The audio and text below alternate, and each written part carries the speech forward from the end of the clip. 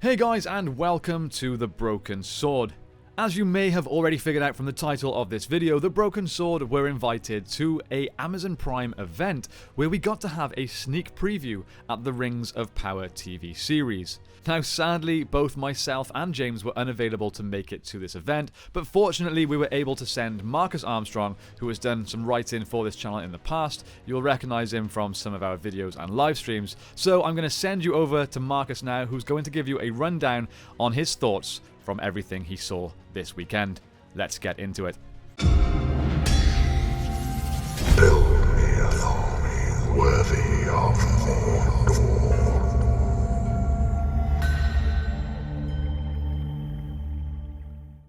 Hi everybody, welcome to a slightly different episode of The Broken Sword. Because you are smart and clever people, you will recognise that I am neither Jake nor James. I am in fact Marcus Armstrong, the Broken Sword tame screenwriter. You will recognise me from such things as live streams and conversations regarding the fan project for The Broken Sword, which is very, very exciting. I wrote it, so there you go. That's who I am, just in case you weren't sure. But this is a slightly different video because something very exciting happened. The Broken Sword were invited to an Amazon Prime event to have a look at a sneak peek of The Lord of the Rings, The Rings of Power. At this event, we saw exclusive footage, and we had the opportunity to meet the showrunners behind this anticipated and I think somewhat possibly nervously anticipated series. So before we get into it, I am going to make a point here of declaring my bias beforehand. Jake and James sent me along because of my background, because I'm a screenwriter. This is adaptation, so they felt that I would be a good person to go along and relay some of the information. There is a limited amount I can say. I'm not going to give you spoilers, for example. I'm not going to give you anything like that because, you know, that wouldn't be right. That wouldn't be a cool thing to do. So obviously I'm not going to do anything like that. But I will declare going into this that I had no particular problem with the trailer. I think that up until this point, I know that many people have had their concerns, and I understand those concerns, to be fair, about the fact that this doesn't feel like a Middle-earth series, that it's perhaps kind of gone in a slightly different direction, perhaps that the people at Amazon... It's Amazon. They're a big old conglomeration, very new to the world of making TV and film and things like that. So concerns there that perhaps they wouldn't be the best people for the job, and that they wouldn't do the source material justice. I think that's a fair thing going into it to say.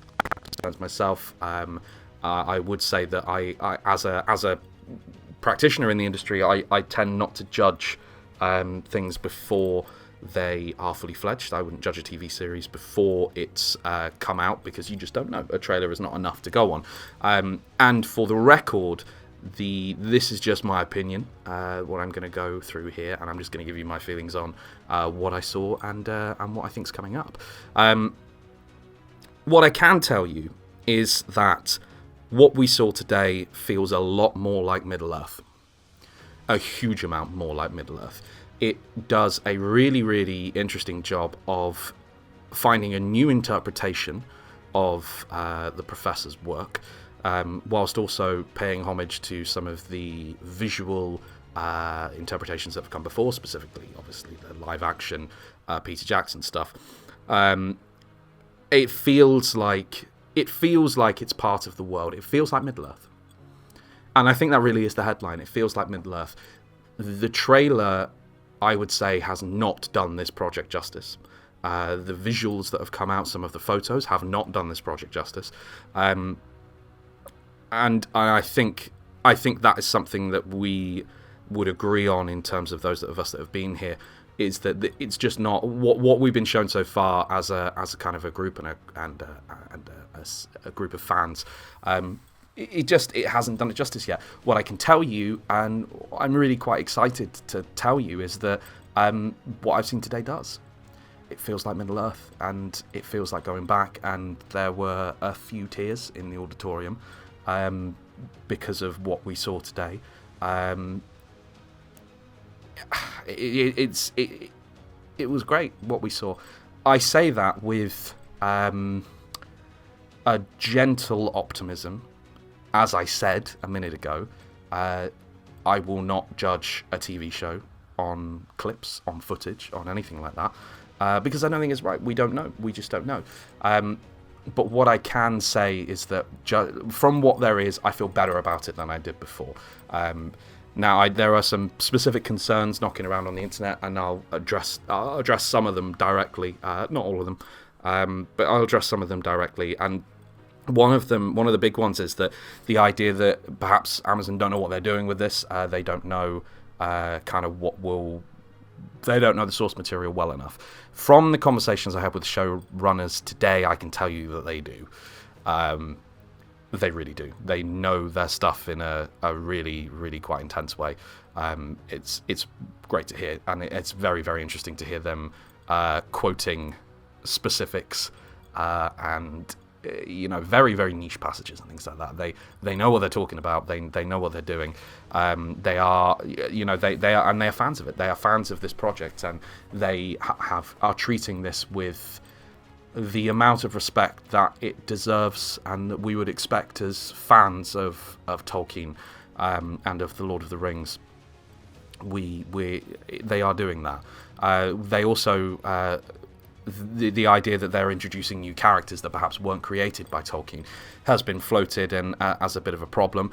I would say, as a screenwriter, and again, this is not reference to any particular conversation that we've had, more just an opinion formed through the process, that when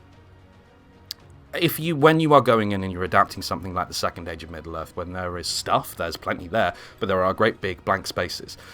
Tolkien effectively has written a wonderful, wonderful treatment.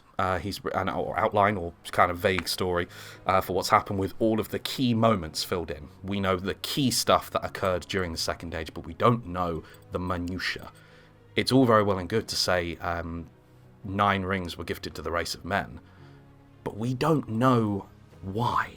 We don't know how. We don't know the minutiae of that. We know some of it. We know some of how and why, but we don't know the minutiae and the really, really small details of that. In order to fill that in, you have to create characters. You're just going to have to. And what I can tell you is that, again, from these conversations I've had today and the footage I've seen, these are done in a very, very sensitive and very, very delicate way by people who are at the very top of their craft. I am in on that sense, because I have my concerns about that myself. On that sense, I am entirely my concerns are entirely assuaged. There is nothing to worry about in that sense.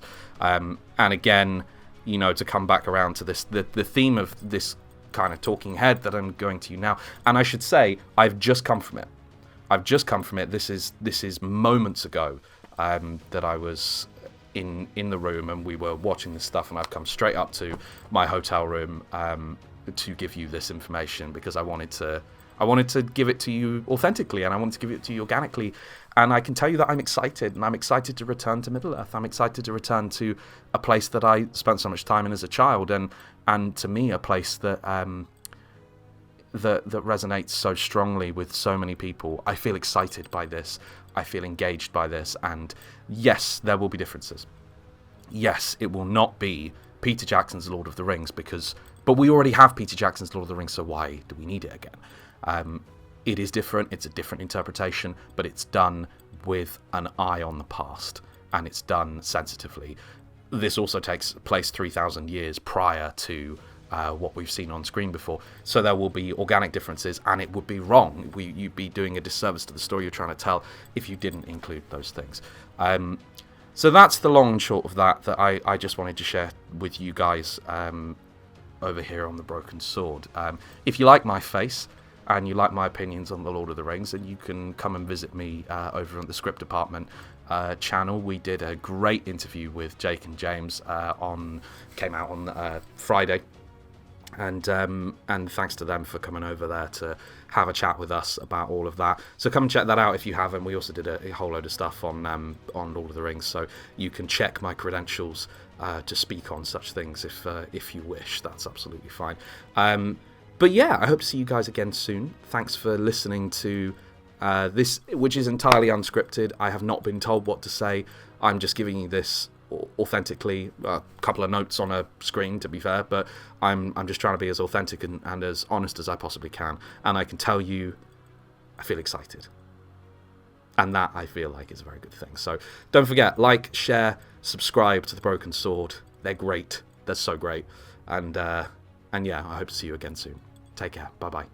Well, there we have it, my friends. Thank you so much to Marcus for not only going to the event on our behalf, but also recording this video for us, breaking down his thoughts and reactions to what he saw at the event. Don't forget to let us know your thoughts in the comments down below. Please, let's keep it civilized and have a tame discussion. Thank you all so much for watching. I hope you have a great day, and I will see you next time on The Broken Sword.